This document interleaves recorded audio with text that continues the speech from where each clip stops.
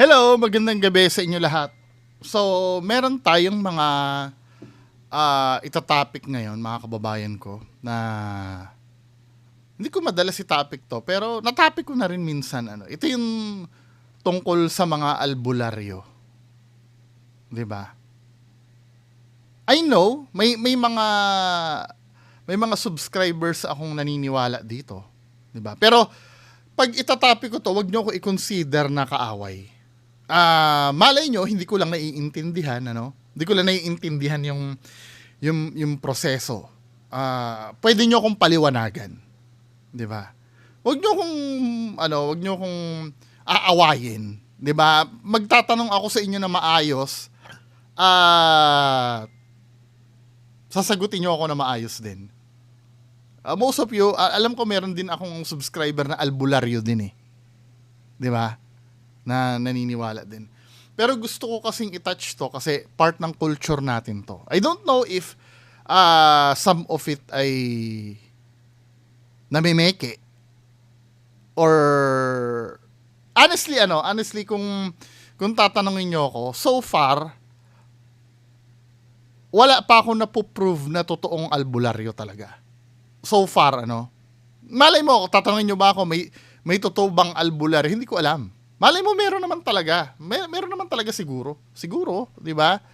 Pero, most of the time, pag nakakita ako nung mga gumagamot, placebo yung nakikita ko Di ba? When you say placebo, ano ba yung placebo na yan? Ano yun? Parang ang ginagawa doon, treatment na psychologically, mag-heal yung symptoms. Yung kunyari, pag kasi, ang placebo kasi mga kababayan ko, yung isang bagay na parang lolokohin ka, pero dahil naniniwala ka na napagaling ka, makakaramdam ka ng kagalingan. Diba? Scientifically proven naman yung placebo. At ginagamit yan, paulit-ulit ko sinasabi, pag natatopic ko yung placebo, ginagamit yan ng mga professionals din. Diba? Yung placebo effect. So, tingnan natin to. Ano ba itong tungkol sa mga albularyo na to? Ito ay nasa FYE channel, for your entertainment channel. Albularyo yung topic nila. So, pakinggan natin to mga kababayan ko. Gagamot ng isang manggagamot ay dumadating sa kanila na parang isang vision o isang bulong o isang utos. Ganun po yan. Ang mga kwentong ilalahad ngayon ay batay sa salaysay ng mga taong personal na nakakita at nakaranas ng mga hindi maipaliwanag na pangyayari.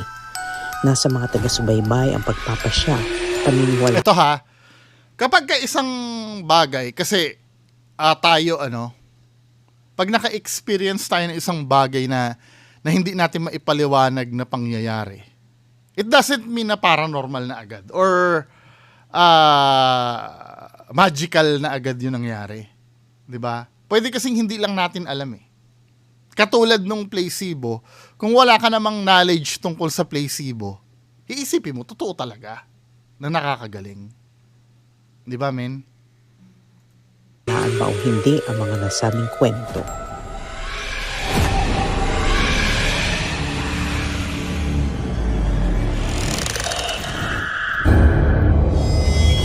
May nakikita ako, dumadaan sa likod.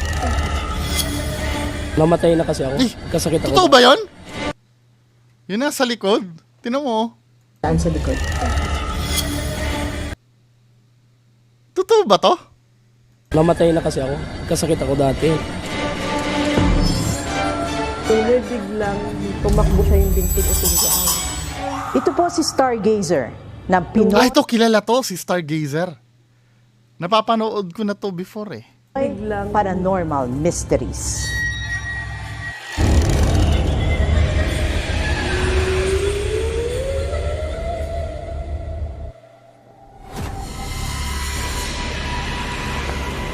Mga kakayahang sinasabing pinagkaloob sa mga ordinaryong tao. Paano nga ba ito? May ginawa ito si Stargazer na hanggang ngayon hindi ko pa ma-explain napanood ko dati yan Hindi ko alam kung ano ba yun? KMJS. Hindi, ABS-CBN yata yun. Halloween special ng ABS-CBN, yung may kinakausap silang spirit, tapos sumasagot yung spirit gamit yung kandila. Ay, maybe kung mahahalukay nyo yun, yung nagtatanong si Stargazer, tapos pagka gusto niya, pag nagre-respond yung kandila, tumataas-taas yung apoy. I don't know, kung masyado pa akong mapaniwalain ba dati noon. Hindi ko na mahanap yung video na hinahanap ko yun eh. 'Di ba? Baka pag napanood ko ngayon, siguro makakam up ako ng explanation. Pero during that time, manghang-mangha ako noon, men. Baka may alam kayo, alam niyo ba yung dati, yung may kinakausap siya di umanong kaluluwa noon. Tapos nagre-respond yung kandila, yung apoy ng kandila. Papaliwanag.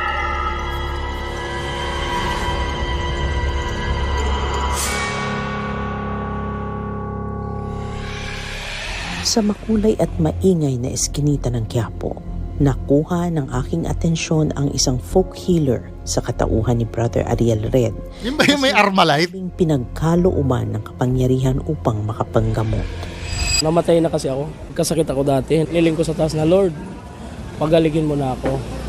Lahat isusurrender ko sa iyo. Pero hindi pa rin ako nawala ng pag-asa na humiling sa taas. Sabi ko, God, pagalingin mo na ako. Magbabago na ako, pangako sa iyo. Sabi ng kuya ko sa akin, Tol, lumabang ka. Yan yung kadalasan na reason ng mga manggagamot pag nababanggit na yung Diyos. No? Yung mga faith healer, halimbawa sila ay sila ay nakausap ng Diyos. Sila ay nakapunta na sa langit. 'Di ba? Yung mga kadalasan, hindi ko sinasabing hindi totoo 'yun ha. Who knows, 'di ba? Hindi naman natin malalay detector test agad yan kung nagsasabi ng totoo o hindi eh. Kaya nga ito yung sinasabi ko sa inyo mga kababayan ko. Hindi naman masama ang maniwala sa ganyan. Pero for me, opinion ko for me, pag may nararamdaman kayo, consult nyo muna ang professionals. Kesa dito sa mga ganito. For me lang naman yun. Kasi kadalasan, 100% peke ang pagkakaintindi ko. Pagka peke ka na, kung lahat na lang ng pumupunta sa'yo ay palaging kinukulam, palaging pinaglalaroan ng masamang espiritu, na wala ka man lang sinasabihan na, ay sakit to, ipadoktor mo yan, di ba?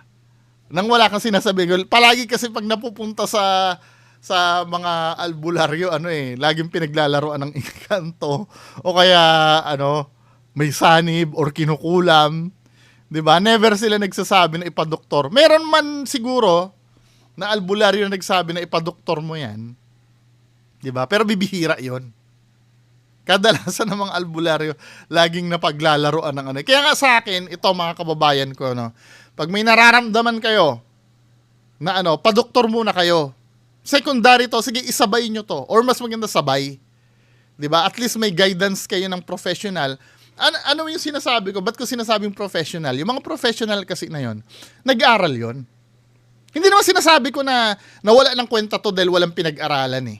Ibig ko sabihin, nag-aaral yon at sinertify yon ng gobyerno natin, ng PRC, na kwalipikado talaga silang manggamot. Na pag nagkamali sila, may babalikan tayo. Pwede nating isumbong sa PRC at matanggalan ng lisensyang manggamot ay sa manggagamot kung sakali nagkamali. 'Di ba? Pero yung tiwala natin nandoon kasi na-certify siya eh. Nasiguro natin kasi siya na totoo siyang doktor. Ibang-iba kasi dito kasi sa mga albularyo kasi, with all due respect, I know may mga albularyo na nakikinig sa akin, na nanonood sa akin. Sa hanay nyo kasi, mga kapatid kong albularyo, hindi kasi namin mamimake sure kung totoo yung albularyo o hindi eh. I know, tanggap nyo sa sarili nyo, may mga peke dyan sa hanay nyo, na ang hangad lang ay kumita ng pera. At may nakadiskusyon na akong isang nagpapanggap na albularyo sa inyo na hindi niya naman alam yung pinagsasabi niya. Paano ko nasabing peke yon? Abay, naniwala sa video ni Bimby, ni Bims Ghost TV, na totoong duwende daw, legit daw. O di peke na agad yon. Naniwala siya sa video ng peke, di peke na yon. Di ba mga men? May mga ano kasi, may mga bagay kasi na pagdating sa mga, alam mo yon, yung gagamitin mo na lang yung common sense mo eh. Na ito ay peke. Di ba? Hindi mo na kailangan ng ng pinag-aralan. Yung bilang tao na tinubuan ka ng utak. Di ba? May mga times na kasi na alam mo na inuulol ka na. Pero hindi ko kayo masisi. Siyempre minsan sa kagustuhan nating gumaling yung minsan hopeless na tayo. Kahit minsan alam na natin na inuulol na tayo. Di ba? Sa sobrang kadesperaduhan, parang panghahawakan mo na rin eh. Pero hanggat maaari mga kababayan ko, sa professionals tayo lumapit. Hindi ko sinasabi na wag nyo ng pagkatiwalaan yan. Kaya nga advice ko nga kung talagang gustong-gusto nyo dyan, ipagsabay nyo. Go-consult kayo sa professionals, sa mga totoong doktor, at the same time, nyo yan. Actually, yung paniniwala dyan, I believe may tulong naman eh. Katulad nun, pagka iniisip mo na nagagaling ka, may tulong naman na mapakalma ka or, di ba, maging positive ka sa buhay. Pero, di ba, minsan, may mga sahanay ng mga kapatid nating albularyo, may mga abusado din eh. Tapos ang sabi ko naman, Kuya, grabe luha ko. Hindi ko na kaya, Kuya. Wala na akong makita. Tinanggap na ni Ariel ang kanyang kapalaran. Alam niya Tsaka yan, kadalasan galing sa Diyos. Yan ang deklarasyon lagi eh. Galing sa Diyos ang kapangyarihan. Saan kayo humihingi ng tulong? 'Di ba? Binigay sa akin ng Diyos. Binigay sa akin ng Diyos. Kadalasan ganyan men eh. Pero 'di ba, na-discuss na natin before na marami talaga nagpapanggap. 'Di ba? Mateo 24:24. Nasusulat naman sa Bible din 'yan eh. I'm so sorry kung sukang-suka na kayo dito. Pero baka mamaya kasi may mga bagong nanonood sa akin. 'Di ba? Kasi minsan ang kung peke 'yan, bakit nakakapagpagaling? 'Di ba? Kung dinideklara mo kasi na na galing ka sa Diyos, pwede kasing ang mangyari nililigaw mo lang yung mga tao eh. Dito sa Mateo 24:24. Diba? Kung mababasa mo dito mga kababayan ko, makatwiran lang na magbasa ako ng Bible verse. Kasi ang sinasabi nila, diba, nagme-mention sila ng God eh. At bilang Kristiyano, ang reference naman natin lahat ng tungkol sa God, galing sa Bible eh. Bilang Kristiyano ha. Hindi, wag mo kong pilosopahin na, paano yung mga Hindu, paano yung mga Muslim. Diba? Ibang religion yon. Pero I do believe ito, Kristiyano to eh. Kasi may mga rebulto siya ni Jesus Christ eh. 'Di ba? So dahil may mga ganon, 'di ba? Kung mababasa mo sa Mateo 24:24 mga kababayan ko, yan nakalagay, sapagkat may mga magsisilitaw na mga bulaang Kristo at mga bulaang propeta at magpapakita ng mga dakilang tanda at mga kababalaghan, ano pat ililigaw kundi maaari pati mga hirang. Pati kahit yung mga mismong sa Diyos na yung nasa Diyos na mismo, yung mga talagang kayang-kayang iligaw nitong mga to. Nasusulat yan, nasa Bible yan, na may maglilitawan talagang ganyan. 'Di ba? Nakalagay magpapakita sila ng mga dakilang tanda. Tingnan natin sa sa Biblia ng Katoliko. Ano ba yung mini-mention? Magandang Balita Bible na translation. Magandang Balita. Kaya pag nami-mention ang God, pag nagpapagaling at nami-mention ang God, 'di ba? Ang gagawin niyo reference lagi Bible kasi makatwiran lang 'yon. Nagme-mention siya ng Diyos eh. 'Di ba sana kung halimbawa, nagme-mention siya ng ibang reference, nagpapagaling ako dahil ako ay tinulungan ng alien, di ba? Hindi mo pwedeng gawing reference ang Bible doon kasi wala namang kinalaman sa Diyos yun eh. Pero kung sinasabi niya galing sa God, dahil ang reference natin ng Diyos bilang Kristiyano nang gagaling sa Bible, inuulit ko, makatwiran lang na gawing basehan natin ng Bible. 'Di ba? So ito, sa magandang balita naman, dahil Katoliko karamihan lahat, ang sinasabi dito sa magandang balita, 'di ba? Sapagkat may lilitaw na mga huwad na Kristo at mga huwad na propeta, magpapakita sila ng mga kamanghamanghang himala, 'di ba? Himala pa nga ang minimension dito eh. At mga kababalaghan upang iligaw kung maaari maging ang mga hinirang ng Diyos. 'Di ba? Kahit ikaw ay maka-Diyos na, hindi ka pa rin ligtas dito sa mga bulaan na to. Kasi work of the devil yan eh. 'Di ba? Nami-mention kasi sa Bible ito. Basa tayo sa ibang ano ba ang diablo?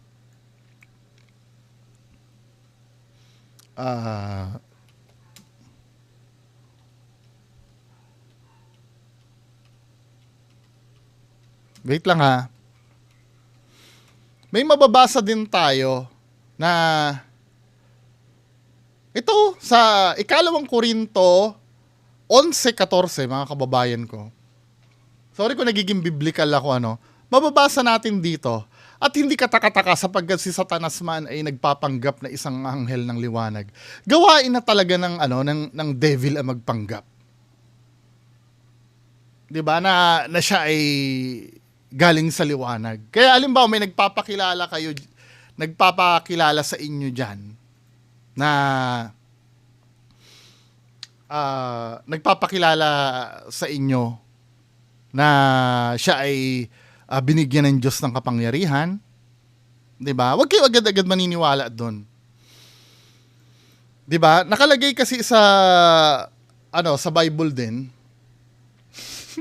Hindi, gusto kong maintindihan nyo minsan kasi may mga pikon na na manggagamot eh. Pag tinatanong agad na ay kung hindi ka maniniwala, wag mo akong puntahan, 'di ba? Yun agad ang dahilan nila. Tapos may mga magagalit pa dyan na wag nyo kami susubukin. Putang ina men. 'Di ba? Dito sa unang Juan 4, ang inutos nga sa Bible ganito eh. Basa. 'Di ba? Unang Juan 4. Mga minamahal, wag niyong paniwalaan ang bawat espiritu. O, di ba? Yan ang sinasabi ng Diyos, wag agad kayo maniniwala. Sa halip, subukin muna niyo ang mga espiritu kung sila'y mula sa Diyos, sapagkat maraming bula ang propeta ang naririto sa sanlibutan. Pinag-utos pala yan na subukin niyo yan eh. O bakit mapipikon yan? Pagka kini-question mo. Kasi may mga manggagamot na ganyan eh. Kung ayaw mong maniwala, huwag ka sa akin lumapit. Bakit? Sinusubok lang naman kita eh.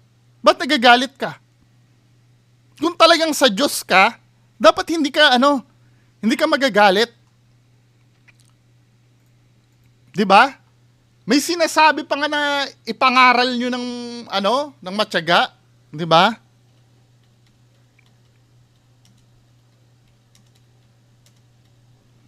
I don't know kung masa-search ko yung na yun, Ayan o.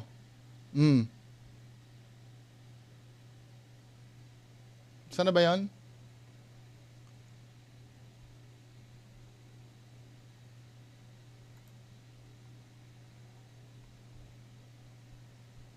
Dali lang ha.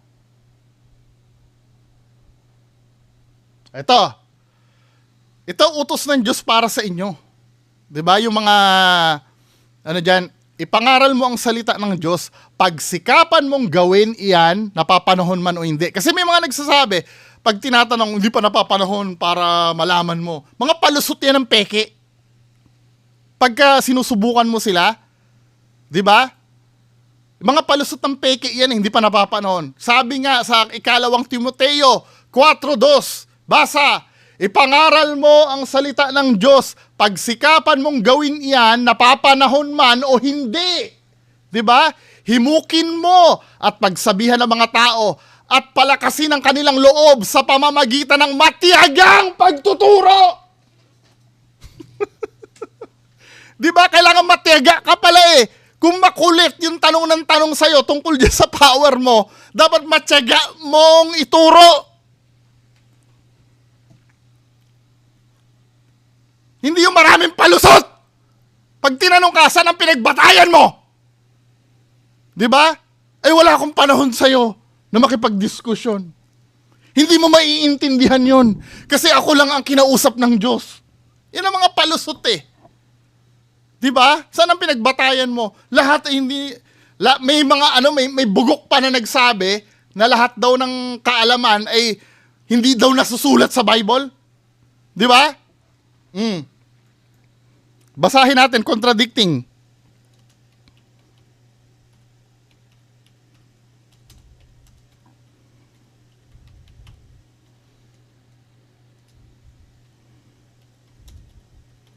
Wait lang ha. Nagsisearch kasi ako eh. Spontaneous kasi ng mga kababayan eh.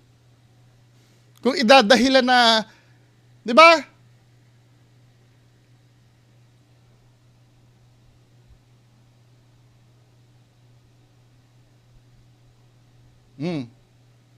Dito sa sa pahayag, di ba?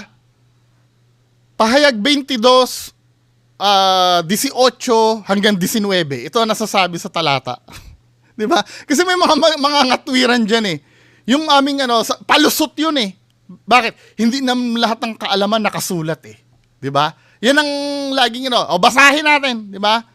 Ako si Juan ay nagbibigay ng babala sa lahat na ang nakakarinig sa mga pahayag ng Diyos sa aklat na ito. Ang sino mang magdadagdag sa mga nilalaman ng aklat na ito, idaragdag ng Diyos sa kanyang parusa ang mga salot na nakasulat dito. At sino mang magbabawas sa mga nilalaman ng aklat na ito, aalisan ng Diyos ng karapatang kumain sa bunga ng puno. Bunga ng puno, dahil lang hindi ko may akit eh. Bunga ng punong kahoy at nagbibigay buhay. At mawawalan din siya ng karapatang makapasok sa banal na lungsod na nabanggit sa aklat na ito. 'Di ba? Bawal palang dagdagan eh. O katulad nito dito sa Deuteronomio 4:2. Ang sabi mga kababayan ko, huwag niyong dadagdagan o babawasan ang mga utos na binigay ko sa inyo mula Panginoon na inyong Diyos. Dapat ninyo itong sundin. 'Di ba? May mga pilosopo, may mga bobo na magsasabi sa akin, bakit ikaw bungo, hindi mo sinusunod yan? Yung mga nakasulat sa Bible. Di ba? Bawal mang-away. Bawal magnakaw. Nasa Bible. Ako, nangupit ako ng magulang ko. Hindi naman ako nagkiklaim na padala ako ng Diyos eh. Ang pinag-uusapan dito, yung mga nagpapanggap na sugo ng Diyos. Yun ang pinag-uusapan dito. Ako, normal akong tao. Kung maging makasalanan man ako, kung makapatay man ako, di ba? Yun ay pagiging tao ko. Hindi ko naman kiniklaim na Divine Master ako. Nag-claim ba ako na Divine Master ako? Ang pinag-uusapan natin dito, yung objective truth na hindi nyo pwedeng tutulan.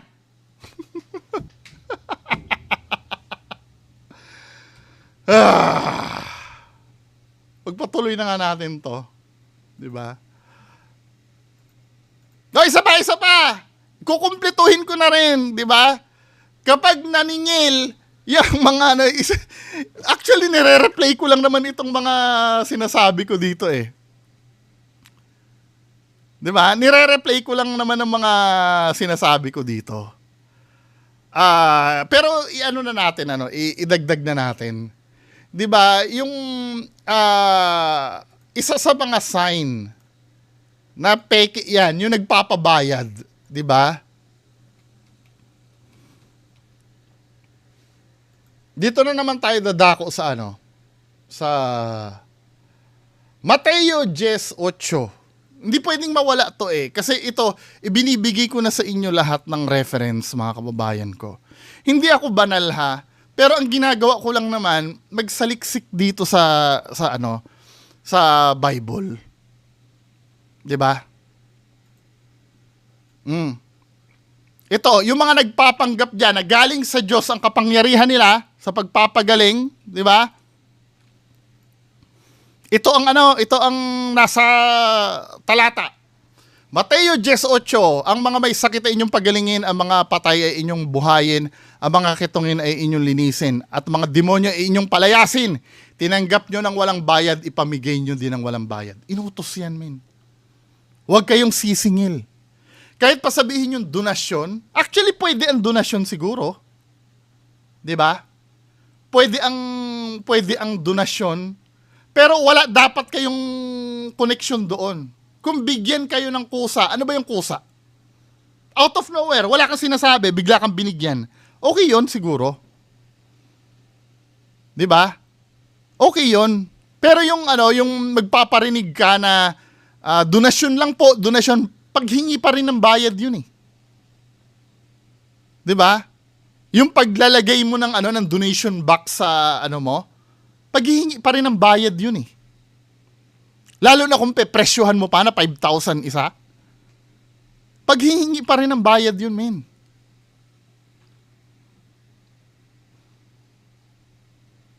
Di ba mga men? Yun ang sinasabi ko sa inyo eh. Tapos ang ikakatwiran nyo,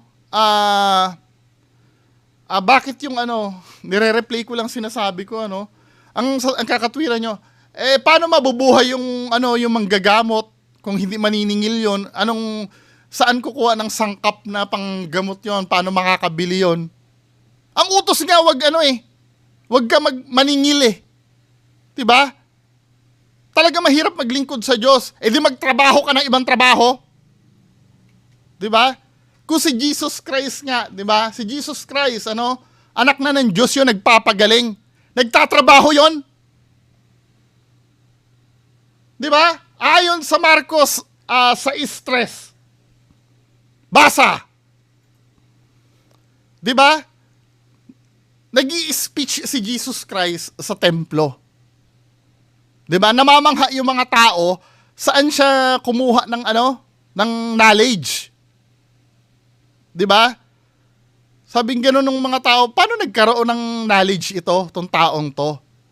Tapos ang sabi ng tao, hindi ba ito ang karpinterong anak ni Maria at kapatid ni na Santiago, Jose, Judas at Simon? Hindi ba narito rin ang kanyang kapatid na babae? 'Di ba? Di ba sinabi kay Jesus Christ, Marcos 6:3, hindi ba ito ang karpinterong anak ni Maria? Kilalang kilala kasi sila doon sa bayan. So dahil kilalang kilala sila doon, kilala siyang karpintero. So meaning may trabaho si Jesus. Isang karpintero. Hindi niya pinagkakakitaan yung powers niya. Dapat ang modelo nyo. 'Di ba? Balik na tayo dito.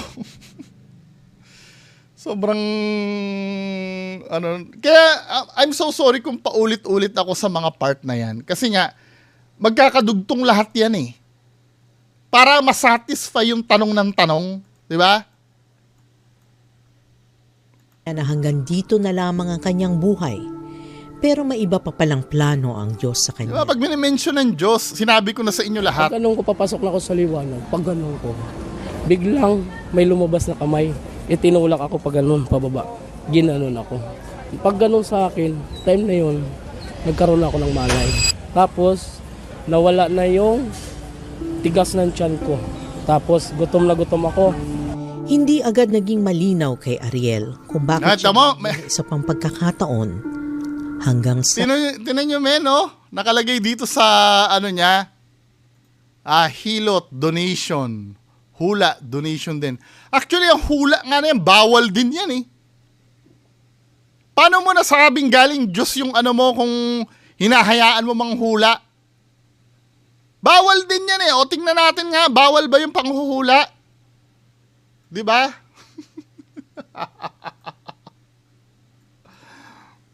Panghuhula.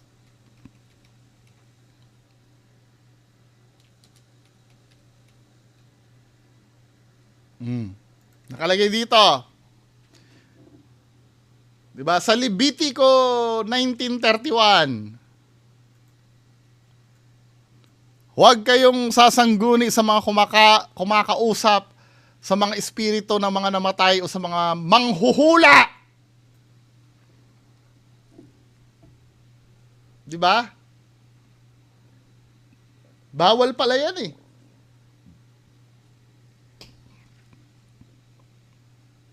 Levitico 19:31. Shopee daw. ano tayo? Move forward tayo. Dito pa nga lang, marami na tayong signs na nakikita dito.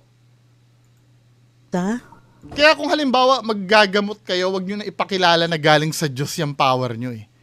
'Di ba? Maraming criteria ang isang manggagamot kung galing sa Diyos ang kapangyarihan nila. Pag hindi nyo na perfect lahat yon, sablay kayo. Time na yon, may bumubulong sa tinga ko. Sabi sa akin na nangyari, gamutin mo yan, kawawa yan. Tulungan mo yan, pagalingin mo yan. Dito na nagsimula ang misyon ni Brother Ariel.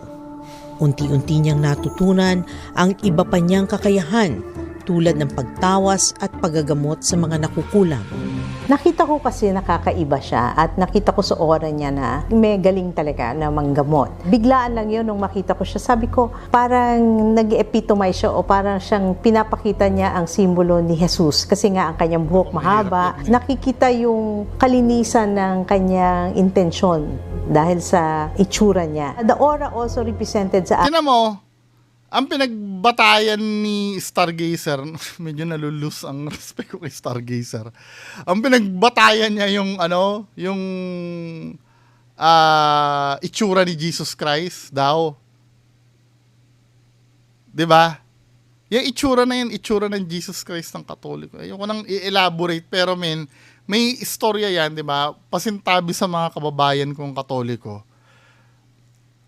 Hindi naman talaga ganun na itsura ni Jesus Christ. Wala nakakaalam ng itsura ni Jesus Christ. 'Di ba? Bakit mo sinabi na, 'di ba? Baka magalit sa akin yung mga akin Katoliko. na mabuting tao. Meron ka bang pantawas ngayon para makita Sa natin? papel lang. Ito daw, lalagyan niya akong langis. Ikagawa ko. So kinrus niya ang aking noo. Ididikit niya. Idinikit niya sa aking noo yung puting papel na bond paper. Dadasalan ko yan, yarihan, basbasan mo itong tao na ito at pakita sa akin ang kanya kasakitan.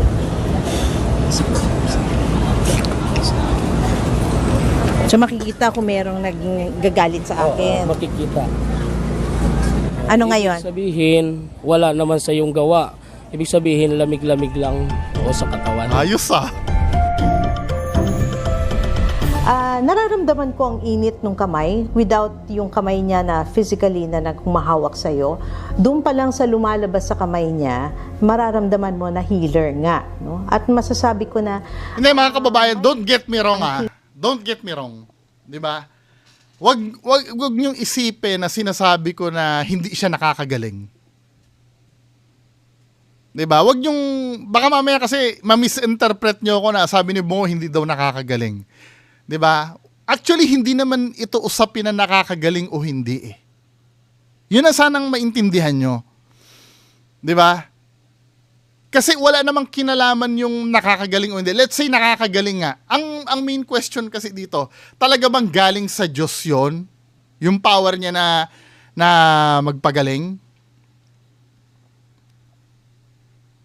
Yun ang tanong kasi doon eh. Galing ba sa Diyos yun? Paano natin malalaman kung galing sa Diyos yun yung pagpapagaling niya o hindi? Katulad ng mga sinabi ko sa inyo, yung nasa mga nabasa natin na nasusulat, di ba? Kung lahat yon ay cross sa kanya lahat, hindi yan galing sa Diyos. At pag hindi galing sa Diyos yan, saan pa manggagaling yung power na yan? Dalawa lang naman ang pwedeng panggalingan yan eh. Either galing sa Diyos o galing sa demonyo. Now, ito naman yung magiging argument nyo. Ano naman ngayon kung galing sa demonyo, at least napagaling kami. Tandaan nyo, ang demonyo hindi gagawa yan na walang kapalit.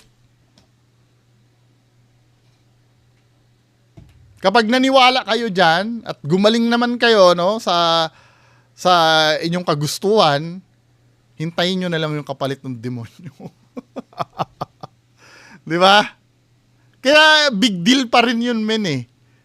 Kasi hindi naman doon nagtatapos lang yun eh. Kung napagaling na ako, di ba? Kilala ang demonyo na lagi may kapalit, di ba? For example, ayoko na mag-pull ng talata. Pero alam niyo na yung istorya ni Jesus Christ eh. Na yung tinutokso siya ng demonyo sa bundok. na ibibigay ko sa iyo lahat to basta sambahin mo lang ako. 'Di ba? Pag magbibigay ang demonyo, laging dapat may kapalit 'yan. Dapat may mahihita siya lagi sa iyo. Galing din talaga si Ariel Red. Pero matapos niya akong tawasin, kinilabutan ako nung may sinabi si Brother Ariel sa akin. Nakikita ko sa iyo ay experience ko sa mga kakayanan ko. Eksperyento. Ikaw ay ang tao pag tiningnan mo, alam mo na rin. Saka kuminsan, umupin na rin yung third eye mo, yung kabataan yan. Saka maganda rin yung palad ng guhit ng palad mo. Kasi may mata yan. Oh, ito. Oh, may kakayanan. Pwede ka rin maghilot ng batang maliit. May healing power sa katawan mo. Tinatawag. Ayan. Kung tutusin, doon mo makikita kung talaga magaling na talaga ang isang tao dahil hindi ko inintroduce ang sarili ko bilang isang psychic, hindi ko inintroduce na ako ay may sarili ring galing, no? Naramdaman niya at siya mismo ay Oh, impressive yun, ha? alam ko na meron kang kakayahan din. So, masasabi mo talaga siya ay isang gifted person. Bukod sa dasal at papel, may iba't iba pang gamit sa paggagamot si Brother Ariel. Tawag na ito ay bao na isang mata na nanyog na original. May ganyan ng tatay ko dati. Ito kaso ginawa ko lang. May ganyan ng tatay ko noon before. Rin ng mga dasal na tinatawag.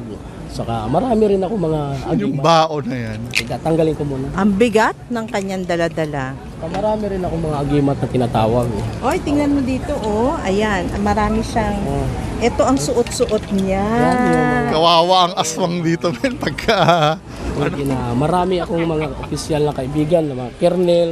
Ang mga anting-anting o mga gamit ng isang tao o ng isang healer ay dapat Pero so far, mga tinesting ni Nick Banayo, wala pang... I don't know, bigyan nyo nga ako ng link. May anting-anting ba na effective sa mga tinesting ni Nick Banayo? hindi natin hinahawakan talaga basta-basta. Ang isang anting-anting ay pinapakain po ng dasal. Ginagawan ng ritual. Ginagawan po yan ng maraming sakripisyo. Binibigyan nila ng panahon. So nakikita nyo po, para po yung masusing pag-aaral na basta-basta nyo lang hahawakan at matitink o magugulo ang kanilang enerhiya. Wala namang masama kung mag-try kayo kasi wala namang bayad at saka hindi naman ako naniningil, donation lang. Ganun pa rin yun, men. Ganun pa rin, di ba? At saka ang mas maganda, huwag tayong gumawa ng masama sa kapwa kasi yun ay malaking bagay na malaking kasalanan sa taas. Alam niyo, matagal na ako nagpupunta sa Quiapo. Ang Quiapo ay naglipa na. Ang iba't ibang nagdadasal, iba't ibang nagbabasa, iba't ibang mga nanggagamot, iba't ibang naghihilot. Si Ariel Red ay isang tao na sabihin niyo nang may galing dahil marami na rin napagaling. Yan. Marami rin. Yung what do you mean marami na pagaling? Hindi, as a skeptic kasi, syempre, nire-react ko to no?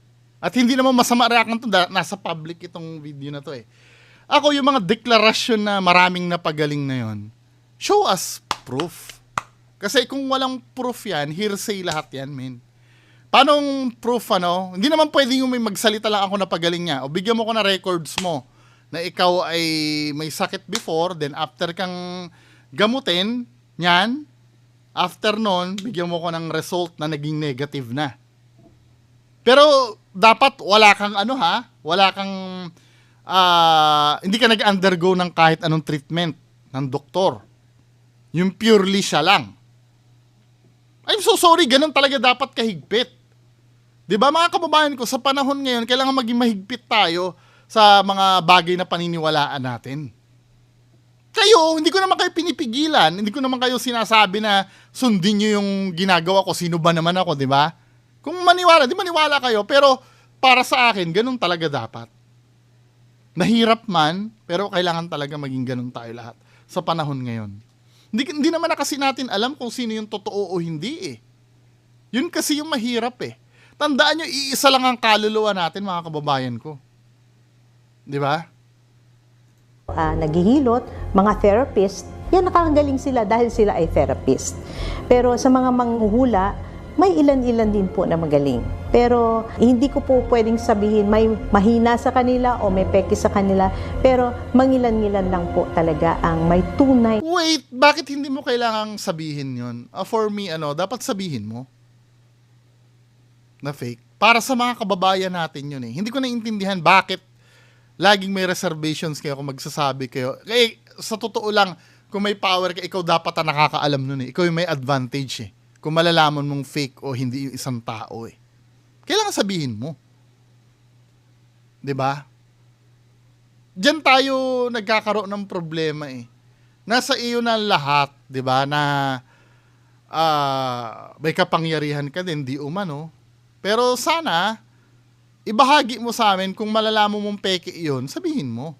Na galing. Si Ariel ay isa sa mga iyon. Maliban kay Brother Ariel Red, isa ring pinagkalooban ng kakaibang kakayahan manggamot ay si Mang Resty na tubo pa sa Kulasi Antique. Nakamamangha dahil sa palito ng posporo ang kanyang pamamaraan upang makapanggamot. Isa sa aming kasamahan ang tiyempo namang sinaktan ng tiyan habang nasa biyahe kaya napagdesisyonan subukang sumiilalim sa paggagamot ni Mang Resty. Mga espiritu ng kalag. Ako nabigyan ako ng basbas at kapangyarihan sa kaliwanagan kami sa ligtasan. Ete. Sa una, makikitang patawa-tawa pa at tila hindi seryoso ang aming kasama. Hanggang sa biglang namilipit sa sakit habang pinipitik-pitik ni Mang Resty ang palito ng posporo na nakaipit sa pagitan ng kanyang dalawang daliri sa paa. Kahit yata wala, masakit pa rin yun eh. Kahit wala eh. 'Di ba? Tagan. Dito sa iyo kaya na. Tagan. Ang Kulasi Antique ay hindi naman known talaga sa panay kababalagan, hindi tulad po ng Tibiao at Lawaan. Ang Kulasi Antique ay naging pamoso lang dahil si Mang Resty. Si Mang Resty may kakaibang paraan sa pagtatawas po ng tao. Gamit po niya ay palito ng posporo. Nung una po hindi ako naniniwala. Kaya nag-subject ako rin mismo, iipitin po sa inyong paa, iikutin lang niya ng ganon. Pag sumakit at umaray ka, hindi nyo maintindihan po, hindi nyo matitiis. No, wait lang. Imposible na po kasi Ibig ko sabihin, halimbawa, 'di ba nagpapagamot sa'yo, bakit sasaktan mo? 'Di ba nagpapagamot sa'yo, ba't sasaktan mo? 'Di ba dapat pagagalingin mo? Hindi, baka may rasyonale 'yon, mga kababayan, baka hindi ko lang alam. Pwede nyo naman explain sa akin. Kasama ba sa proseso ng paggagamot yun, nasaktan ka muna bago ka pagalingin? ano ba naman iipitin? So tinry ko po yung ganyan. Wala naman po. Wala po siya. Hindi, feeling ko may technique yan, men eh. May technique yan. Para sa akin, scientifically, may technique yon. Hindi lang natin alam kung paano. For me, kasi lahat na lang ng mga magpapagamot dyan, lagi nasasaktan ng una eh. So lahat yon ba? Ganun ba talaga dapat? Di ba? Ipit na laman o sabihin yung skin nyo, talaga lang po plain nakapatong. Pero napakasakit po. Diyos amang kataas-taasan, Diyos ama walang pinagmulan. Pagkatapos nito ay pinainom ng tubig, pinagdasal at binasbasan ni Mang Resty ang aming kasamahan. Pagkatapos ng sesyon ay umihi ang aming kasama at nakaramdam na ng ginhawa. Placebo. Kaya isipan pa rin sa amin kung paano naging instrumento ang palito ng posporo para makapanggamot si Mang Resty. Mananatili pa rin itong hiwaga ng isang divine spiritual healer. Sa aming paglibot sa Antique, nakilala rin namin si Mang Jaime na imbis palito ng posporo, ang pinaghuhugutan naman ng kakayahan ay ang misteryong pulang libreta. Saan mo nakuha yung libreta? Nakalutang sa tubig. Sa salitang Latin umano niya nababasa ang mga Yan ang mahirap yung kung saan mo nakukuha yung power. Kakatakot yan, men. 'Di ba? Inuulit ko hindi na ito usapin kung peking manggagamot ba o hindi, 'di ba? Ang usapin ito kung galing ba sa Diyos yan o hindi. Dasal, sa tuwing bubuksan niya ang libreta, gayong hindi naman siya talaga marunong maglatin. Anong laman ng libreta? Ang laman ng libreta ay yung litrato niya, parang parang matabak na triangle. Lahat ng color dyan. Kung basahin mo ay Espanyol. Iba't ibang dasal anya ang nakapaloob sa pulang libreta. At sa tuwing kailangan niya ito, isang buklat lang, makikita na niya ang dasal para sa partikular na karamdaman. Wait. Wala si Mang Jaime. Unang-una, hindi mo alam, hindi mo naiintindihan kung ano yung nilalaman nun. Pero bakit alam mo na para yun sa sakit? Halimbawa, ganito pumunta mo, masakit po ang tiyan ko, tapos magbubukas siya doon. Paano mo make sure na yung babasahin mong orasyon or dasal ay para sa sakit na tiyan?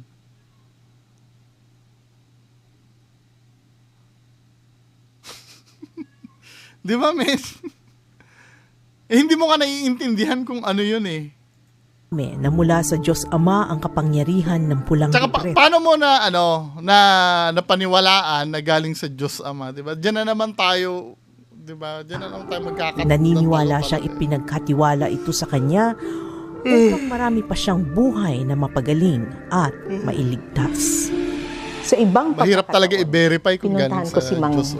Jaime at pinakita niya sa akin ang libreta pero hindi niya pinabasa. Panay puno po ng Latin at maliit na libreta na ang impression ko ay Pidgin Latin na nandoon lahat ang kanyang mga inuusal na yung kumbaga may pangtigal po, mayroong Ano tigal po? pampalubag loob, kumpleta po doon sa kanyang libretang pula. Marami po ako nakausap na nakapagpagamot kay Mang Jaime. In fact, yung anak na aming caretaker nadala doon noon at tila naman gumaling kasi at the time medyo nalagay din sa bingit ng hindi maganda. So, nakalagpas siya doon sa kanyang sakit. Isang babae rin ang nakilala namin sa Antique, ang faith healer na si Manang Rita. Gamit ang simpleng pulang tela, Madami talaga sa Antique, makapal na sinulid, luya at ilang pirasong kahoy, sinasabing pinalalakas niya ang dungan ng mga batang sanggol. Ang hugot dungan ay ginagawa sa mga bata, lalong-lalo na ang mga bata na laging nauusog o nagkakaroon ng sakit. Yung sinasabi nating lalawayan, di ba nilalawayan natin lagi ang isang bata mababate? So para hindi ganun laging nababate ang isang bata, dinadala sa isang manggagamot para magkaroon ng hugot Ang dungan. tanong ko, let's say, ang matagal ko ng tanong dyan, sa US ba may nababate? Kasi tao din naman sila eh. Anong pinagkaibahan ng mga Pinoy sa mga Amerikano? Sa ibang bansa ba may bati din na tinatawag? Or dito lang sa atin? Dahil kung dito lang sa atin yon, maaring yun, hindi naman. Ganun ka. Palakasin ang iyong tinatawag nating spiritual resistance, Meron tayong resistensya sa katawan na physical, meron ding resistensya sa spiritual para hindi ka rin madaling paghihinaan ng loob o hindi ka maapektuhan ng mga tinatawag na psychic vampires. Ang batang yon Vampire ay din pala, psychic, napansin ko hindi na batiin, hindi na iyakin kasi minsan kapag ang bata ay nababate alas 6 pa lang ng gabi o sa hating gabi iyak na iyak, hindi makakatulog. Naging mahimbing ang pagtulog ng bata, hindi na parang balisa pagdating na alas 6. Medyo ako doon, parang binabatay mo ba doon? Unang-una, hindi naman i-express ng bata kung ano yung nararamdaman niya eh. Bakit bibigyan mo ng interpretasyon yung pagiging restless ng bata o yung pagiging balisain ng bata? Hindi mo nga maiintindihan kung ano yun eh. Minsan, halimbawa, may kabag yung bata. Hindi niya naman masasabi na may kabag siya eh. Or may makati sa kanya na hindi niya ma-express na mami, makati yung leg ko. Kaya siya umiiyak, di ba? Tapos, pangungunahan niyo yung bata sa nararamdaman niya, min. Tapos, mo na may nakabati doon sa bata o hindi. Based on, literal na pangangapa yun eh. Parang may mga nakikita, hindi siya lingon na lingon, na parang may kinakausap. So, naging normal. So, napansin ko, oo nga, parang tumahimik yung bata. pagka pinahugot-dungan mo, nababawasan po yung sinasabi niyang nakakakita ako ng ganito o parang may sumisitsit sa akin o parang may naririnig ako na nababawasan. Bakit ko napili na i-feature si Ariel Red, si Mang Resty, si Mang Jaime at si Manang Rita? Ang unang batayan ko po na tiningnan ay ang credibility. At ang isa pa ay ang sinseridad nila sa kanilang mga ginagawa. At higit sa lahat ay kung talaga namang merong epekto ang kanilang mga paggagamot o mga style ng paggagamot. Lahat ng to, kung pamamaraan ng paggagamot ng isang manggagamot, ay dumadating sa kanila na parang isang vision o isang bulong o isang utos. Ganun po yan. May mga taong tila pinili at nabiyayaang mapagkalooban ng kakayahan. Dahil hindi karaniwang pinaniniwalaan, madalas pinagdududahan. Ito nga ba ay mga katang isip o mga bagay na nagbubukas ng isip? Maniniwala ka ba? Ito po si Stargazer ng Pinoy Paranormal Mysteries. Hindi, sa akin paninindigan ko pa rin sinasabi ko. 'Di ba? Hindi usapin ito na kung totoo bang nakakagamot o hindi. Ang tanong lang dito, kung yun ba isa Diyos o hindi. Yun kasi yung delikado na part dun eh. 'Di ba? Alam ko ako naman ay naniniwala naman sa Diyos. Contrary dun sa sinasabi nila na ako ay atheist daw. Kung talagang naniniwala ka sa Diyos, syempre may pagbabatayan ka naman eh. At inuulit ko ako man mismo, ganito kasi yan. Bilang tao, ako ay hindi ko rin naman mape-perfect kung ano yung nakasulat sa Bible. Kasi ako ay isang tao lamang. Di ba? Pero bakit ko pinagbabatayan ang Bible? Kasi inuulit ko, yun kasi yung kiniklaim nila na galing sa Diyos eh. 'Di ba? So dahil galing sa Diyos yung kapangyarihan nila, aalamin ko muna yung criteria na yung power mo ay nanggaling sa Diyos. Katulad ng mga nabasa natin, hindi nagpapabayad. 'Di ba? Number 1 yan. Kung galing sa Diyos yan, hindi ka dapat nagpapabayad. Ang problem kasi dito, mamimiloso po yung bakit yung mga yung mga doktor nagpapabayad? Ang nakalagay kasi, mga kababayan ko, 'di ba? Ito balikan nga natin 'yon doon sa binasa natin kanina. Baka sabihin nyo kasi, sinasabi mo, dapat hindi nagpapabayad. Ba't ang mga doktor na ini-endorso ko ay nagpapabayad? Ito kasi yung, sinasabi sa Mateo 10:8, mga kababayan ko. Uulitin natin ang mga may sakit ay inyong pagalingin, ang mga patay ay inyong buhayin, ang mga kitongin ay inyong linisin, at mga demonyo ay inyong palayasin. Tinanggap nyo ng walang bayad, ay ipamigay nyo din na walang bayad. 'Di ba? Binigay kasi ng Diyos sa kanila yon, yung power na yon, ng walang bayad. Ang purpose noon para makatulong sa kababayan natin. Kaya ipapamahagi din nila yon na walang bayad. Yung mga doktor po, nag-aral po yon at may bayad po ang tuition nun. Makatwiran lang na maningil sila. Kasi based on science yung inaano nila eh. 'Di ba? Huwag niyong itulad dito. Faith healer po ang pinag-uusapan natin, hindi yung mga professional na doktor. Anyway, maraming salamat po sa inyong lahat. Yun lang po. Bye-bye! Sayang papawin, may boses na nagtatas, Bongo TV, tagapagtanggol, di napapagod sa laban, sa bawat kasinungalingan siya'y nagpapalag, katotohanan.